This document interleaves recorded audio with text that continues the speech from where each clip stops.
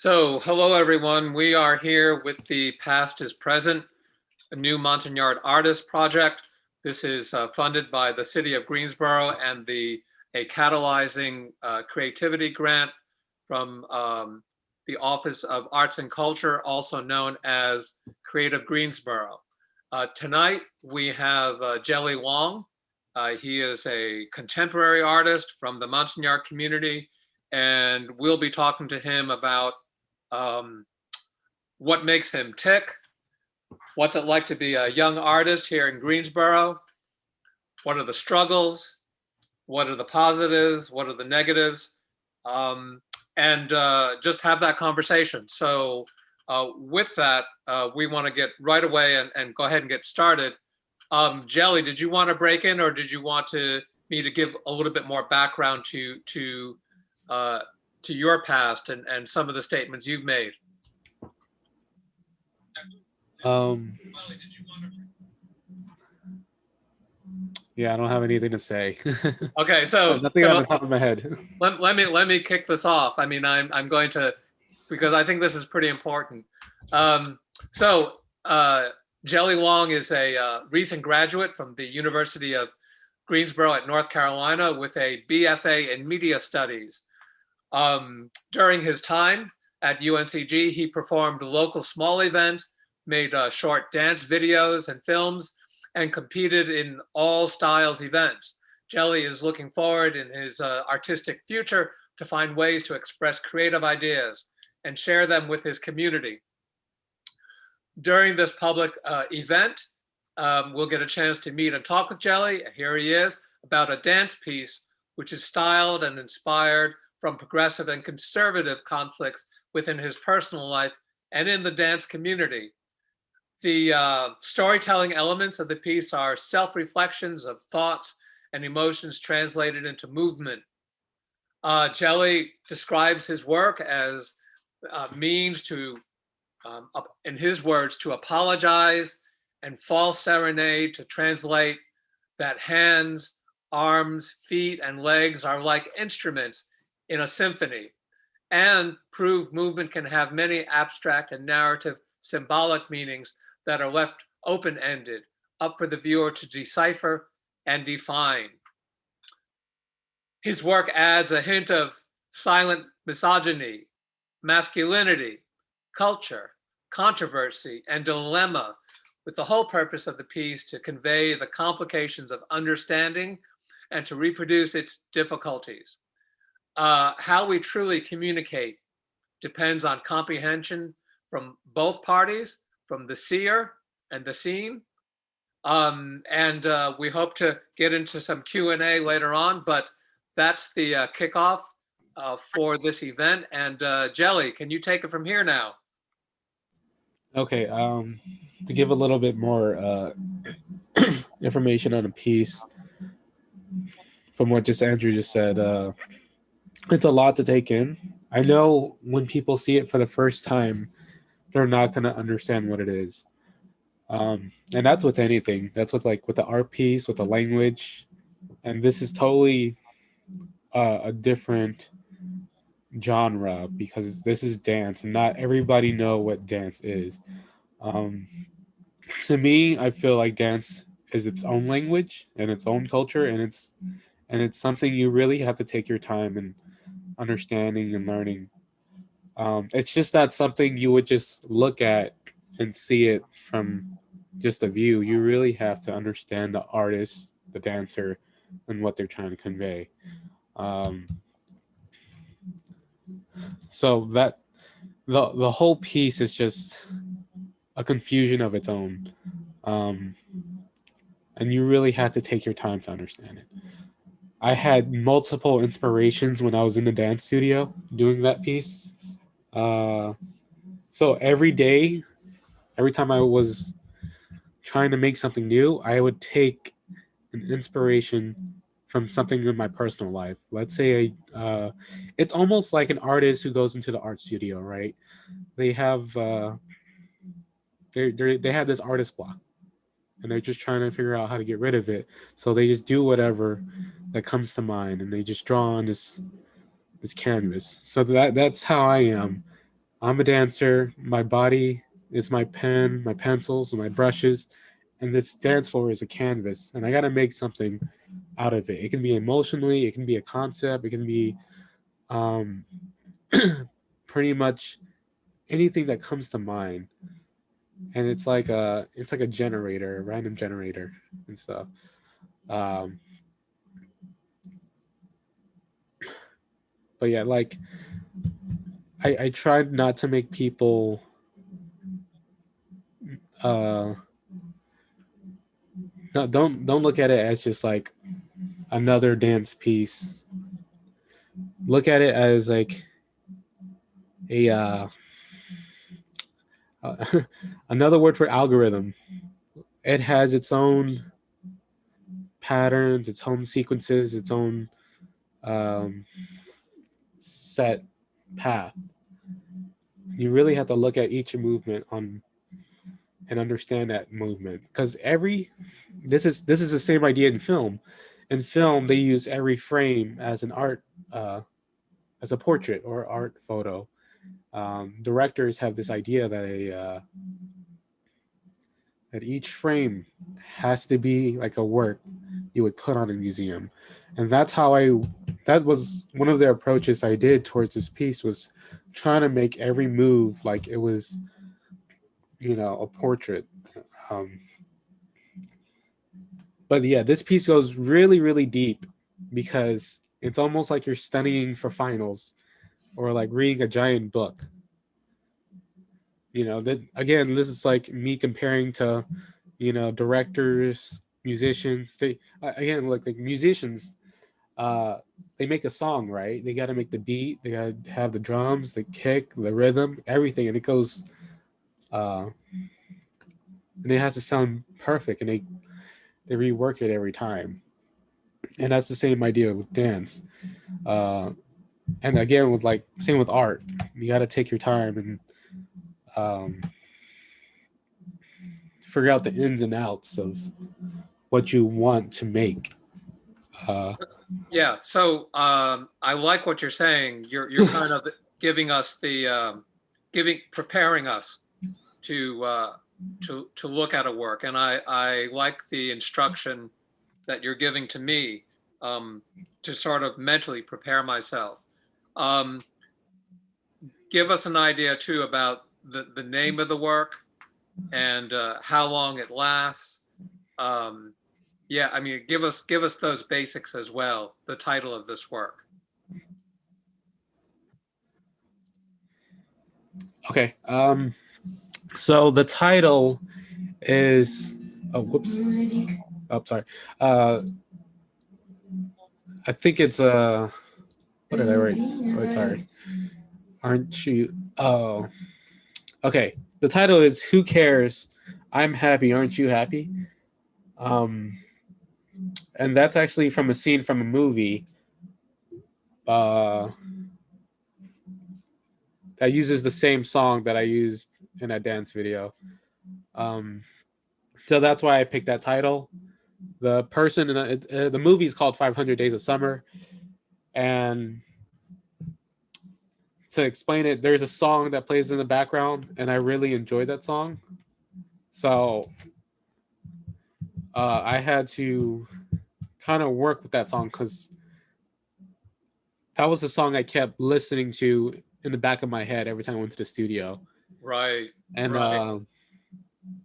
during that time, this is like pre-COVID. This is like COVID, pre-COVID. Um, and it's a French song. Um, the singer is Italian, and yeah, I thought it was like the reason why I picked that song was how like it's a two different culture thing. Kind of like the singer is from a different culture, but they're not singing in Italian; they're singing in French. So I didn't want to use an English song. I just felt that this seems too direct. And if you really, it's the idea that you have to take your time to understand what that song meant. You can actually feel the song, right? Right. Um, you it's the same thing you would feel with the dance and stuff. When you see it, you can, your five senses, you'll like can put yourself into that shoes. But again, the scene, um, the main character, he asks the female character because this is the scene in the movie where the male character, the male main character, he was unsure about his feelings towards his partner, um, and he needed that validation from her, and he was like, "What are we?" And uh, he what happened in that movie? Okay, so the female character, uh, she mentions that what did she say? Oh yeah, okay, sorry, I'm trying to like thinking of the movie right now. Go ahead, take your time. Yeah, give me 1 second.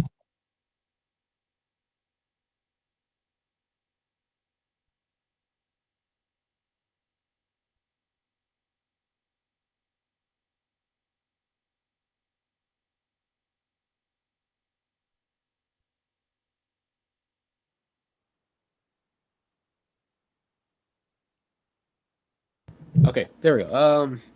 Sorry, it's just like I didn't really think about that scene that well. I just really like that one sentence where the female character she said, uh, "Who cares? I'm happy. Aren't you happy?" And the reason why she said that it was because the male character was kind of like um, was trying to figure out what they are because they weren't really a relationship and they were just friends at that time, and he wanted more from that.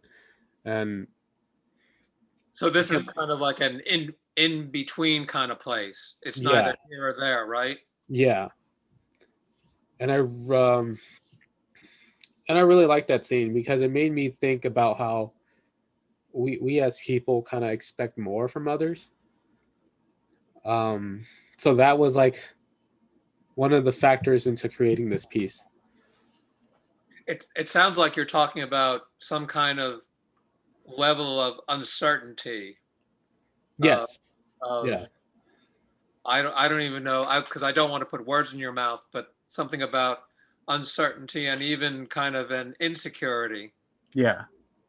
Um, So I'm pretty excited now. Like how how and I'm and if I am saying too much, then you just tell me to be quiet. And this because this might anticipate what we're going to see and everything. But I will be interested in knowing how do dancers then I guess interpret such a feeling like that of not being on this or not being that, but a more uncertain kind of feeling, a more uncertain sort of state of mind, like not being sure, not being not quite understanding where maybe the relationship is going and so on. right. So I don't want to um, uh, anticipate you, but I will certainly be interested in knowing from that skillful standpoint how do dancers do such things. Um, it's really crazy how the world is similar but so different between dancers and artists. It's like if But I what about told, that? I want to hear more about that. yeah, okay, if I told a dancer, "Hey, show me sadness." If I told an artist, "Hey, show me sadness," how would that artist draw sadness, and how would that dancer show me sadness? Um, like they're both on the on this bridge on this like they know what to do. Um, it's just on the dancer's perspective, they tend to take in past experiences. Um, they listen to a song that makes them feel sad, or they get their inspiration from sad moments and they kind of replicate it. It could either be narrative or abstract. The piece I did, it was gonna be narrative, and by narrative I mean I'm literally showing you a movement that kind of show you what sadness is. Like I don't know, like wiping my tears. That's narrative. Abstract is kind of like there's no there's no physical visual cue that you can Right. see. Um, so it's not direct. I think that's I feel that maybe the difference between artists, because in the art world, it's really hard um, nowadays to really see uh, what emotions are being conveyed in a piece. For Understood. me, Mhm. How do you decide if how from a now you've got me hooked. How do you decide you as a dancer whether to go into kind of a narrative direction or a more, I think you said abstract direction? How do you, is it is it always changing, or do you stick with one approach? um, that's the freedom of it, kind of thing. I had this talk with other dancers. I was debating on whether or not to do a narrative or an abstract, because the issue was the more I did narrative, the more obvious it looked. It just looked too direct, kind of. You mean So like a simple storytelling thing? yeah, it was really just Too simple? play acting or storytelling, because I know in American Sign Language they do movements that kind of like symbolizes emotions and all that stuff. Um, and it just felt really simple to me. I didn't feel like the reason why I didn't choose to do narrative is because it just didn't feel like it was enough to convey my artistry or my skills to that level. Um, so that's why I went with abstract, because with abstract, uh, it gets really hard because you don't know what you're seeing. Um, the whole as a whole, you can get the feeling of it.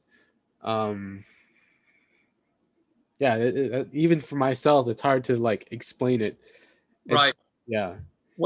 So when you, I'm going to guess and tell me if I'm wrong, that when you are working these things out in an abstract dance approach, um, when you're figuring out, and I don't know if I'm using the right language, when you're figuring out the movements, the body movements and such, do you do you think about it? Does that come from within, and that's an emotional thing that happens from within, or are you thinking about how this appears to an an audience, or the way an outsider would see this? How does that work?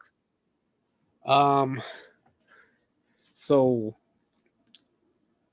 if I'm in the studio, it really just depends, because one day I could be listening to music, and then that music is kind of like inspiring my like sparking up my emotions, and that's Right. like that makes the movement. That emotion makes the movement. Now there are other days where the music's off and I'm in front of the mirror and I'm just seeing what I'm doing. Um, you can kind of feel something, because maybe a past experience or a certain feeling or whatever is on your mind that day, you end up doing a movement that you just been thinking about and stuff. Um, I think in the to prepare you what you're looking at is that I'm sort of just using every body part that I can find on me, and trying to make it so that the viewer has to look at it more than once. Now, like, most folks really, they don't really think about how an art piece is made, whether it's dance or whether it's a visual piece or any kind of artistic creation. So I'm really enjoying hearing you talk about this artistic process. of making making a dance piece. So how do you as a dancer decide that it's good, that what you've just done seems to be, however you would say it, going in the right direction? I know that, from my own background, oftentimes from an artist standpoint, we just say that works.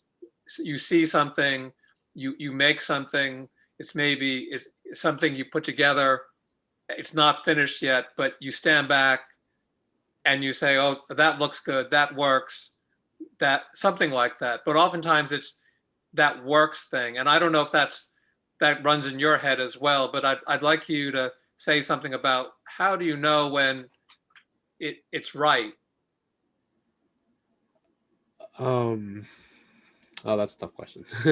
Well, that's why I'm asking you. Right. You're curious what your answer might be. I don't know if there's a solid answer or not, but I'm interested in what you might Yeah. say.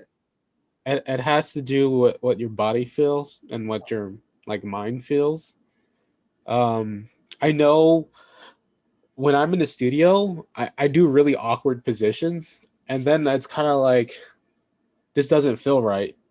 Um, and also you have to really think about your muscles. You got to think about like how much stress you're putting on your body, what you're doing. Like it's like I wasn't necessarily forcing my body. I was forcing my mind to be creative with my body, because there is some flexibility. Um, but to really know when I got something down and got something right, it's how fluent I am satisfied with that part. Let's say I did like a sequence or a set or a short choreography. If it Yes. feels fluent, if it feels like I can know this by heart and it feels right and it looks good, that's when I know that this works.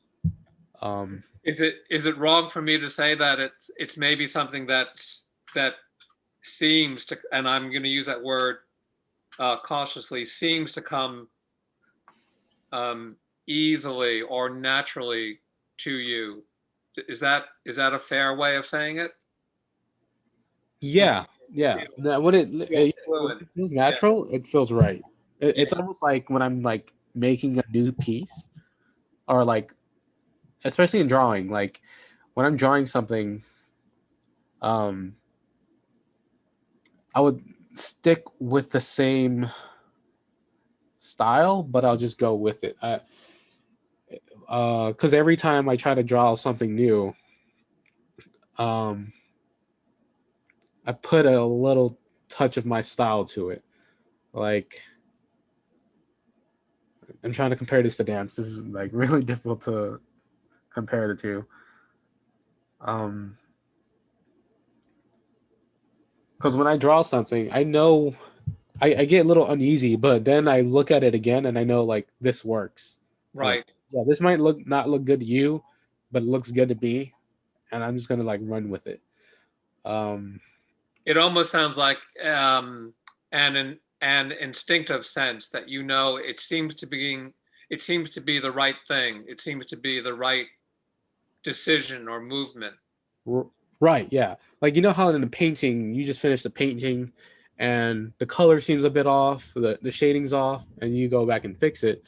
It's almost the same idea with dance. Like this movement, the height of this body part or the the speed, um, the expression from that movement, it doesn't look right, kind of thing. Because I can show you the same move 10,000 times. It's gonna be different 10,000 times, kind of thing.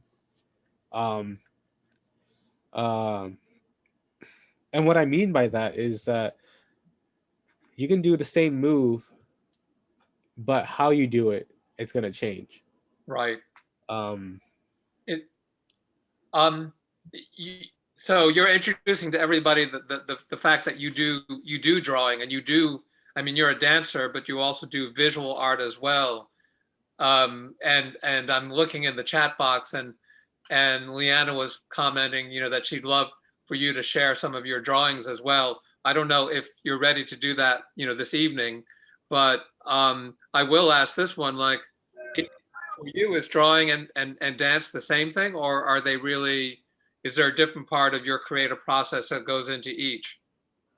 Uh, they're they're almost the same, but I think with like when I'm drawing something, I tend to go out of the box. I try to find something new. Um, and also I don't feel restricted sometimes. The How way is that different? Is dance more rule based? Is it more you got to do things a certain kind of way where drawing isn't? Like, just tell us a little bit more about that. okay, with drawing, I feel like I have more freedom. With dance, I do feel like there's a lot of like factors that go into it because uh dance is more like of a social thing. So whatever is my background, whatever I'm feeling at that moment really dictates of how I dance. Now with drawing my surroundings don't affect the way I draw something. Because I have this one idea that I'm gonna stick to, and that's how I do when I'm doing like a sketch or anything. Because I with a sketch, I take my time, I know what I'm doing, and it just really looks good to me, and it's like who I am. Right. But with dance, it's really hard.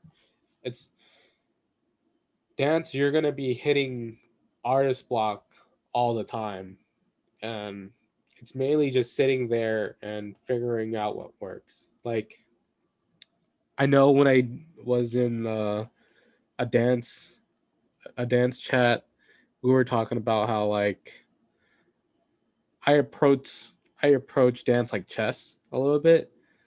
Um, Okay, you got to say more about that. You got to, because I know you're a chess player and we play chess. yeah. Say, I want to hear all about that. Keep on going. So you know how in chess you have to think how it looks 5 moves ahead, right? You got to look at your opponent, what he's gonna do, and look at all his pieces. That's almost like how I make a dance, right? I got to look at all my legs, my arms, my body parts, and see where they can go, and not look sloppy or like choppy. Um, it has to be like smooth. I know in chess. So here's the thing. Let's say my arm is like a knight or something, and then my other arm is like a bishop, or my leg is a pawn. So you would go, knight, pawn, bishop, Mhm. and it's that same rhythm with when I'm danced. Because I know for in chess, there's some moves you can do, but it wouldn't make sense, And it's Right. same way with dance because I know, like, let's say I want to move my king to the center of the board just because, right? It's the same with dance. I can't do that. Like, um, It's an awkwardness, or it doesn't seem to fit, or it doesn't seem it's to the work. awkwardness. Yeah, the awkward Yeah, part. yeah. So, Uh, yeah, I mean, that's pretty fascinating. So you're inspiring in me, like, um, a bunch of questions, but let me ask you this and tell me if this is off the wall or not. Um, you were helping the other day with recording Betsy's video, and at the end of the day, we went off, and this is just yesterday. We went and got some pizzas and stuff and we won't name the places that we're going to, but um, I remember you saying, and this I want to try to connect this to what I'm hearing you say about dance and a dancer's body and the presence of where you are and where your arms and legs are and stuff. But as we were going into this place, I remember you saying something like, I don't remember the exact thing, but something about my brown skin not feeling really comfortable. And I don't know if that, like you're smiling, like I Yeah, don't know if that connects or not in the way of you as a dancer. Skipping the the other meanings to that, which I get, but from a who you are as an artist and as a dancer, does that ring at all, or am I completely off base? it yes, because when I was in a dance studio, I could feel my brownness. Like everybody was white, um, and I can like literally like feel how I could feel my skin. I can see that people are seeing me, and I'm like a center of attention because I stand out, and I really stand out like everywhere I go, and it's funny because I always say like I can feel my brownness in here because it's the one thing that I notice all the time, especially as a dancer and artist. Um, because when you go to dance things or dance gigs or events and stuff, I feel my brownness, uh, or I guess my Asian. Let's say most of the time I was the only Asian person at every event, and that And you're was talking about like where, like geographically, you're talking about like Greensboro, or are you talking uh, about like our city, Greensboro, or North Greensboro. Carolina? Yeah, yeah, North Carolina in general. Yeah. Yeah, yeah. Um, Yeah. So as an artist, what is there something to be done about that? I mean, how there's so much dialogue going on about um, race, about identity, about a lot of things today. But from an artist standpoint, how how do you deal with that, or is that the right word? How do you react to that, or respond, or what do you do with that? I how mean, we do had our I know we had our pizza and everything. We went to some a place, but so we completed our mission of getting something to eat. But from an artistic standpoint, this um, knowing that we're being seen, what does that artistically? What do you do? Can you do something with that?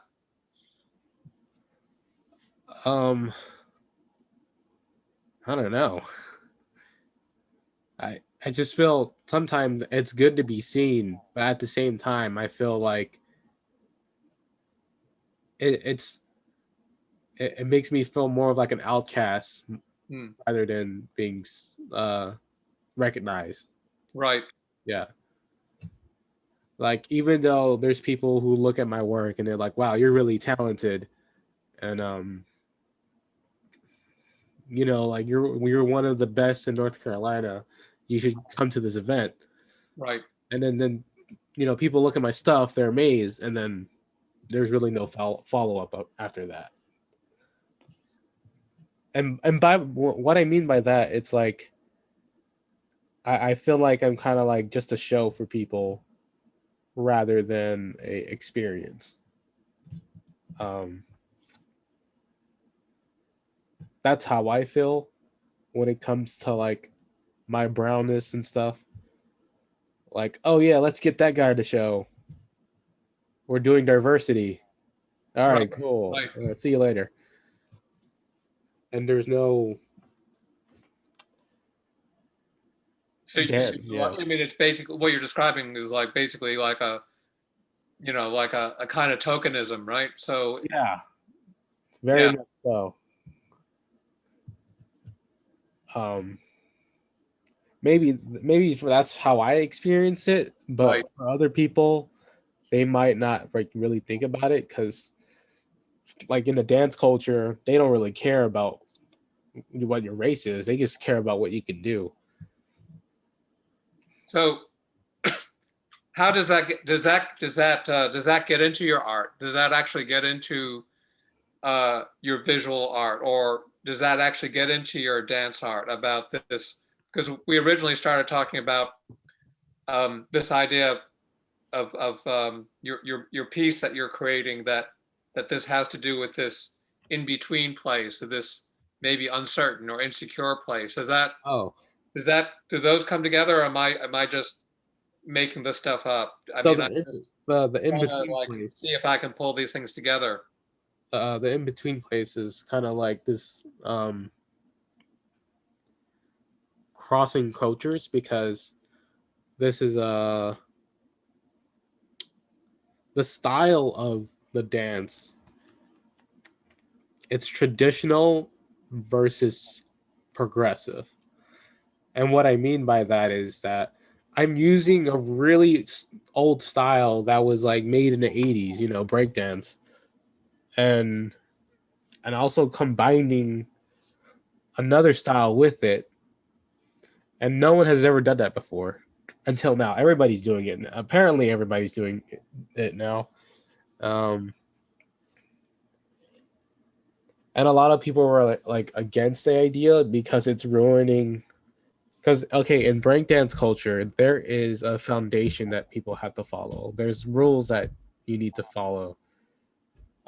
Yeah, be yourself, but make sure that style doesn't go off somewhere else, because a lot of issues in the breakdance culture, especially hip hop culture, is that you don't want to do anything that is appropriating or kind of like twisting the idea of what breakdance is. And that's why it gets a little bit controversial, because a lot of dancers, there'll be some dancers who'll be like, yo, that's a breakdance. And another dancer will be like, that's not breakdance. And then those two just collide at each other. It's kind of like cooking. When people like gentrified pizza versus real pizza. Uh-huh. Yeah. I'm on So board with that. I feel like I'm the gentrified But version of I French. know you're a food person as well, so yeah. Yeah, I'm like, I guess I'm like a gentrified dancer in other people's lives, Huh. rather than like a real dancer that actually grew up with. So here's what I mean by gentrified dancers. The gentrified dancers are the ones who learn from a studio. The the original dancers are the ones who learn from their peers. They learn from their community. They learn Right. uh, at an event. They learn from friends. That's what, and it's getting passed down correctly through generations. Understood. Yeah, and the thing is, I mean, studio learning in a studio is this, almost the same thing as long as the teacher knows what they're doing. And I know we had this conversation before about teaching a class, and like not and making sure you're not teaching the wrong information and stuff. Um, and like I was like, I got offered to teach at a like an elementary school, and I felt wrong for teaching it because I wasn't familiar with the whole dance spectrum. And like you were saying, they're just kids. Don't stress about it. They're gonna forget about it. But if there were adults, if I was teaching adults, that's a different issue, because then I become a voice of that culture. I'm telling those people how to dance and what to expect. Right. If I said something wrong, then it becomes a problem within that culture, within the dance culture, because right now a lot of the dance world is just so, it's so superficial. If it looks good, we're gonna hire you. That's all.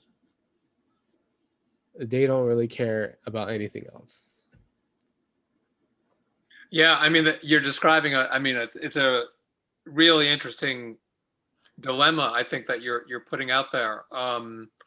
Because it seems like on one hand when we began talking it was a very kind of individual organic thing that you're involved in, and then it becomes something else where we have to follow these particular rules, or we got to watch out for um, um, not appropriating some tradition and maybe even misusing it. I've never thought about it that way, but I am interested in hearing more about that too. I've got a little note here in our chat. Couple of questions. Do you produce your own dance video and records? Yes.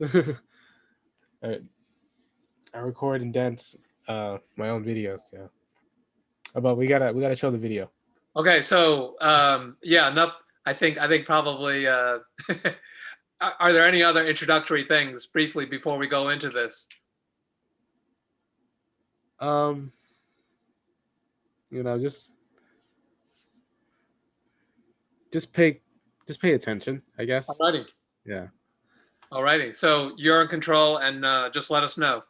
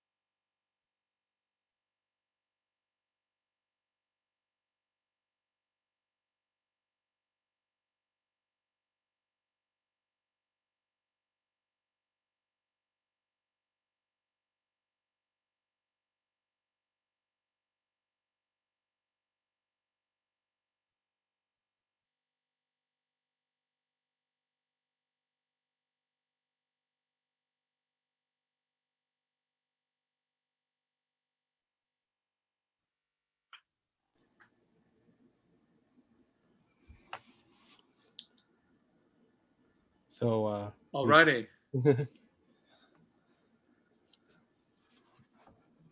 A work in progress or complete? um, I would say it's complete. Because it was supposed to be a minute anyways, and um, yeah, it didn't. I was thinking about having an ending to it, but I just rather just have it like continuous Right. because Right. I in the dance world we have this thing where you got to keep going and you don't have to have and don't stop. Right. So And that's why this I didn't put like an ending to it. and this is who cares? I'm happy. Aren't you happy? Yes. Very good. Um, I've got a note here. Um, was there audio to this? Yes. Yes. I did not hear the audio. I'm getting this just a message from Leanna. Um, You guys didn't hear the audio when the video was playing? No. Oh, should I play it one more time with the let's see? are you controlling this, Leanna? Yes. So I'm sorry. I apologize. I forgot to unmute myself. Maybe that's why. May I try it again just to? Yeah, let's definitely try that again. Yeah. Oh, this is actually good because we have one with audio and no audio. Yeah, yeah. Yeah. Let's try it.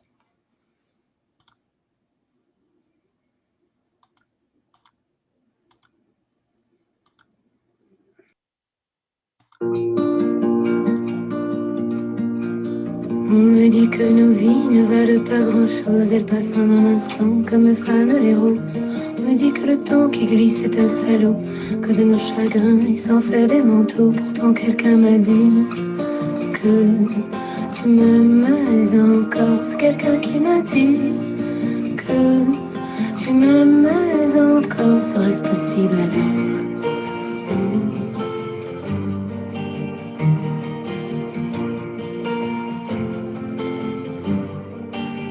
On dit que le destin se moque bien de nous, qu'il ne nous donne rien et qu'il nous promet tout. Paraît que le bonheur est à portée de main, alors on tend la main et on se retrouve fou. Pourtant quelqu'un m'a dit que tu m'aimes encore. C'est quelqu'un qui m'a dit que tu m'aimes encore. Serait-ce possible alors? Serait-ce possible alors?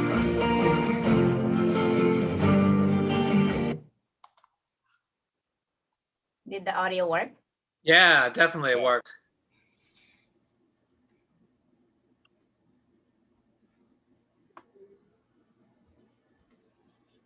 So, any comments? I do. I apologize for the first couple of times you y'all didn't let me know that the audio was not on and I forgot. But so during my college year, I guess like my first year of college, you know, one of the requirements we had to take for a prereq was like some kind of dance appreciation in college and as an elective, right? And then I remember learning about the different types of dance, you know, ballet and other dance form, and interpretation or interpretive dance was one of them. So would you consider your dance form, art form, as an interpretive dance art form?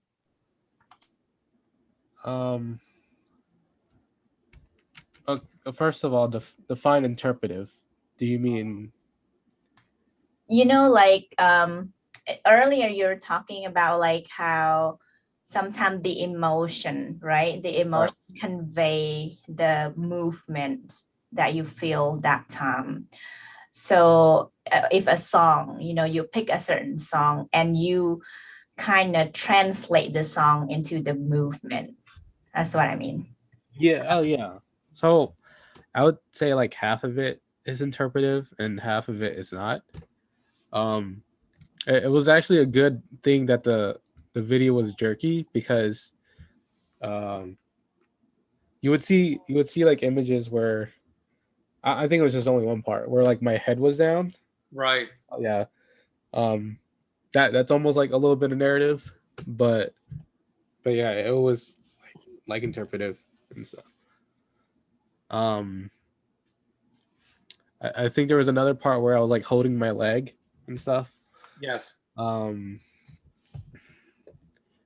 forgot. And there's a reason why people hold their legs to feel Holding things in, right? yeah, like Yeah. I think that's the only thing you can hug, right? Is hugging your own hugging your own arms and hugging your own leg. Yes. But yeah, those small little interpretive meanings and stuff. So yeah, I kind of like half and half because there's some things that you just didn't know what you were seeing or like how it's being done because it's just like you look at your body and just like trying to figure out how is it done. Yeah. Yeah. Definitely. I definitely hear you because like I have watched this video almost 10 times now, but before this session where you were describing from the beginning the dance movement, the music and stuff like that, I didn't really think about it. I was just looking like, okay, I see what he's doing with his hand and his leg, but I had no idea, like, all the thinking behind it and the time that you put into it. And I think that's a lot with a lot of different artists, whether it's painting or fabric weaving, right? We talked about fabric weaving yesterday. Is for us, for normal people, we just look at it and like, okay, wow, that looks good, but we don't know what goes behind the scene, as far as how many times you have to practice, how many time you have to change the paint or something like that. So I think it's very it's very good knowledge to learn. So when we do in the future see people perform and stuff like that, and then we can think about like, okay, wow, I'm curious what that movement is, what does that mean or something like that, right? Because like in ballet, when they do the different movement, it is always has different meaning and stuff like that. So it goes the same for all different dance form and stuff like that. So I thought that was just very interesting to learn. So I'm gonna see if other people who want to say something on Zoom here, because I think I've taken enough time.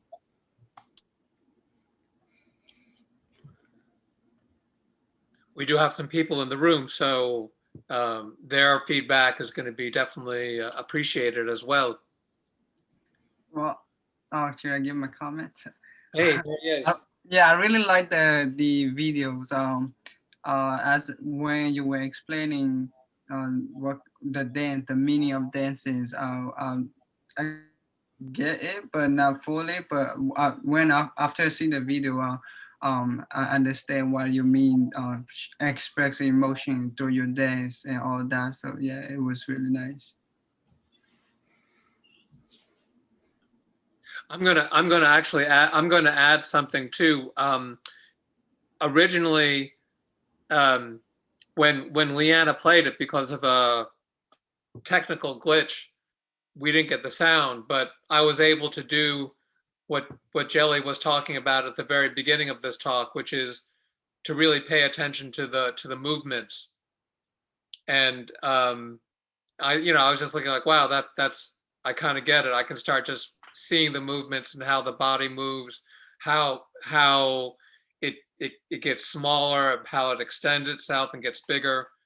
And then when I heard the music afterwards, it was a nice surprise. It was pretty delightful to see it that way. And so I know that wasn't intended, but it was really quite interesting. So, thanks for that technical error, but I think it worked. Leanna's saying I did it on purpose, LOL. Yeah, I think that the error did really do it much justice, because there's really two different meanings when you do it with or without the music. Because without the music, you're seeing it. With the music, you're listening to it, and I think that makes a big difference. And I also like it when it was like a bit jerky, because you can, when it's like that lag, that latency lag, you just saw pictures rather than the movement, which is like the whole purpose of the piece. It's like you're seeing pictures kind of thing. So I see our friend Caitlin just came on camera. So I do have a question for her that, so Jelly one time was asked to teach at an elementary school level, and Caitlin is an elementary school teacher and she teaches second grade. What do you think about how to convey a certain dance art form to, I guess, like an elementary school age, where they don't really understand the interpretation of the different emotion, stuff like that? Because Jelly earlier was saying, like, when you teach us to elementary school versus teaching adult. Any comments on that, Caitlin? Well, with elementary schoolers, I'm sure that they thought you were awesome just because you're bigger than them. But I think it really resonated with me that you wanted to represent an art form that you felt authentically about, and that you felt like you could speak about in an authoritative way. And I think if it is authentic and it's meaningful to you, that gets conveyed through how you talk about it and through what you do. And even if a second grader couldn't necessarily say that to you with their vocabulary, they sense that it's real and they sense that you're authentic. And so I'm sure that the lesson you gave, even if you didn't feel like you were the most authoritative person about breakdancing, that the kids were able to see how much you love dancing and how much it means to you, and they could sense that meaningfulness. Awesome. I'm sorry, Andrew, that I'm just kind of like taking over here, but I do want to make another comment. So a couple years ago, we were invited to, I believe it was Semken Elementary School, but I might be wrong. I can't remember. A few years back, we were invited to perform or to share about Montagnard culture with the elementary school kids. So we went, myself and Kerpois went, and then we had Mr. Ayun Kim, who played the musical instrument. And Caitlin is right, because they're elementary school kids, and we did the dance, and then we showed them how to do it, and they were very active. Like everybody wanted to try different movement we were doing, and we just kind of explained to them like, okay, this is like, for us it's like you can pick up the coffee beans, and stuff like that, or just different movement. But it was a fun time we had with those elementary school kids when we went to the classroom and did it. And we actually did it a couple of times. There was at another school where we did the like a weaving demonstration as an art form and stuff like that. So that's always fun. So I think, Jelly, in the future, if you do get invited to come show the kids your some dance move, definitely share it with them.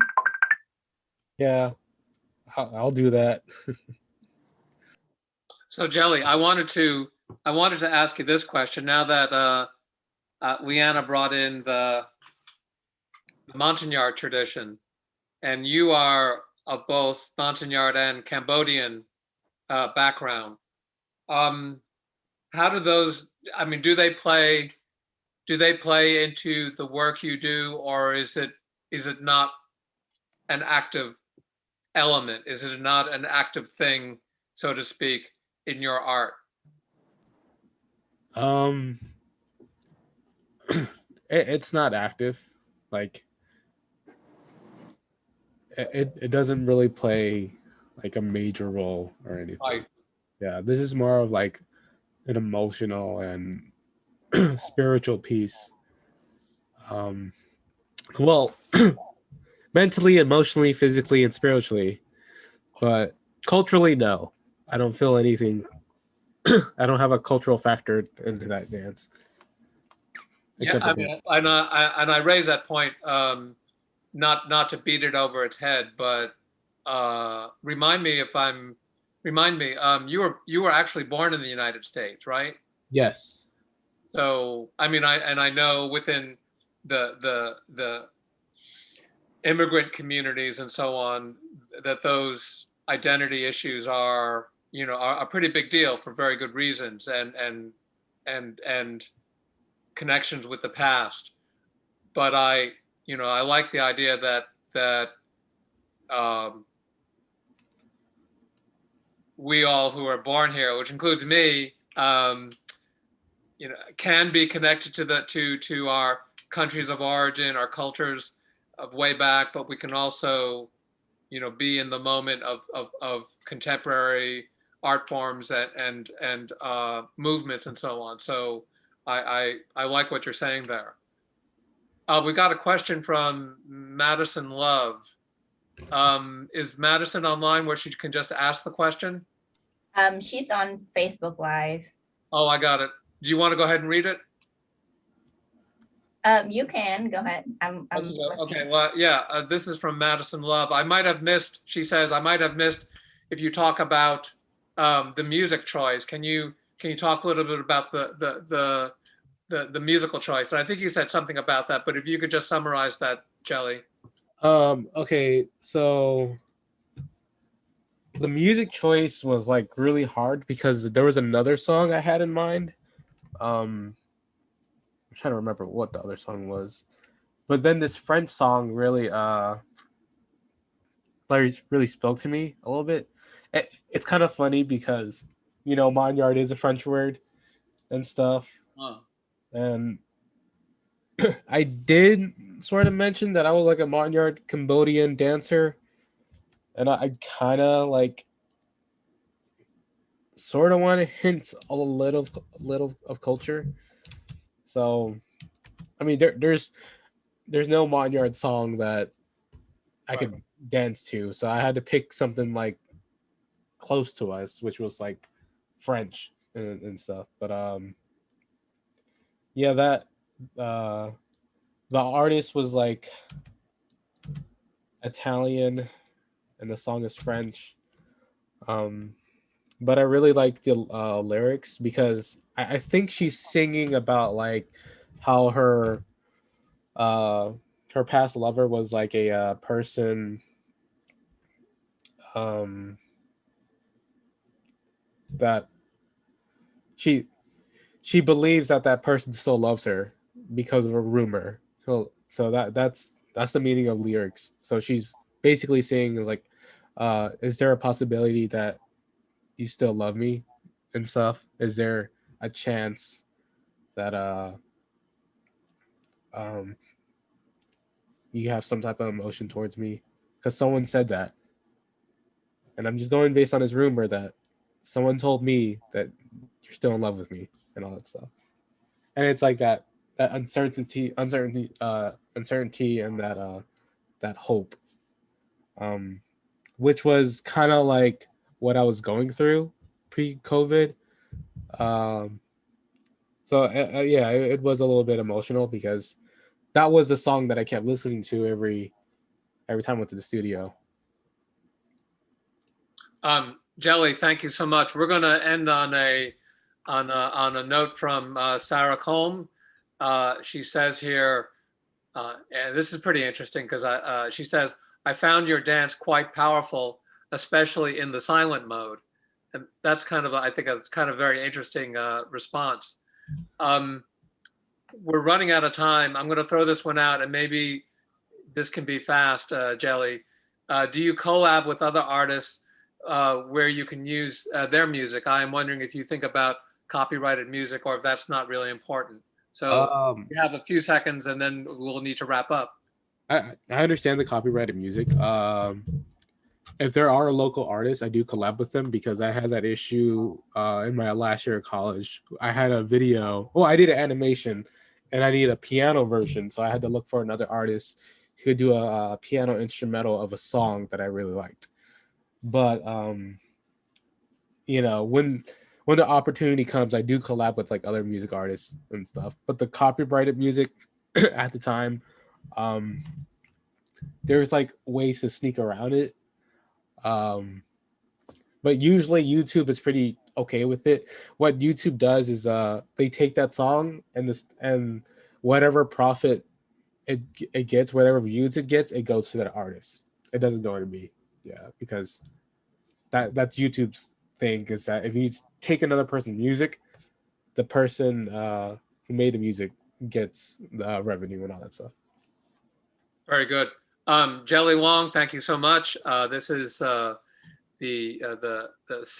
session where we'll need to wrap up right now because we're running just a few minutes over time. We want to thank everyone for their contributions. So we'll wrap up tonight. Good night to all. Thanks so much for being here.